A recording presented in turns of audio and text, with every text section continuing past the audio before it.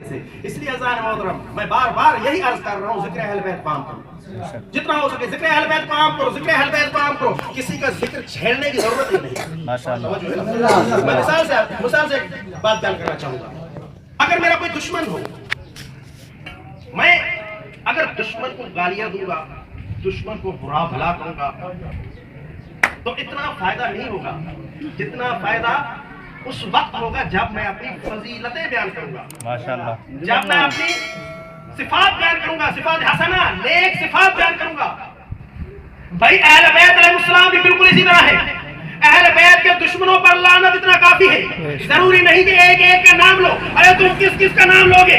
اہل بیت کے دشمن تو ایک قیامت تک رہیں گے، تم کس کس کا نام لوگے؟ اس لیے ایک ہی جملہ کافی ہے، اہل بیت کے دشمنوں پہ یہی جملہ کافی ہے۔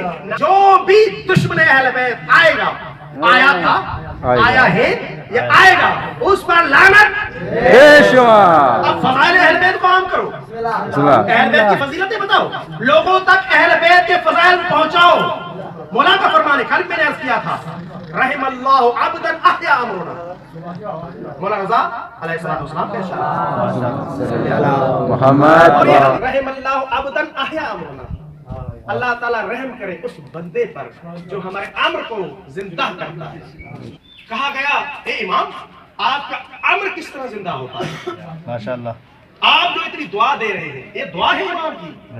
امام کی دعا ہماری دعا کی طرح نہیں ہے، امام کی دعا ہماری دعا کی طرح نہیں ہے کہ ایک دفعہ نہیں، دو دفعہ نہیں، 1000 مرتبہ دعا کرتے ہیں بھی قبول نہیں ہوتی۔ امام ایک مرتبہ دعا کرتے ہیں قبول ہو جاتی ہے۔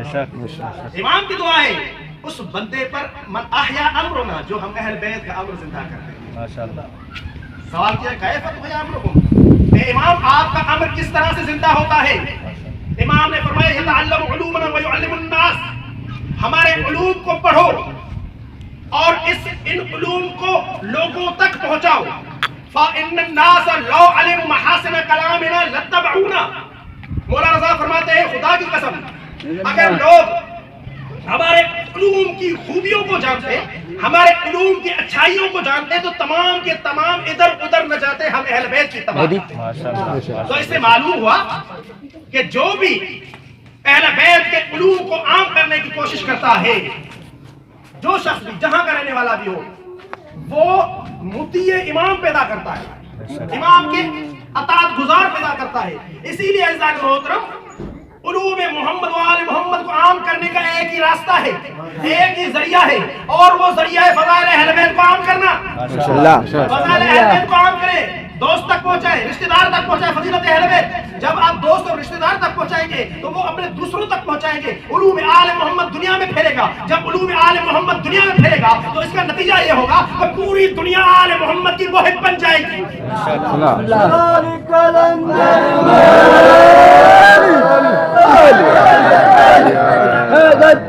اس طرح کی اچھی ویڈیوز دیکھنے کے لیے ہمارے چینل حسینی آواز کو سبسکرائب کرنا مت بھولیں۔ شکریہ۔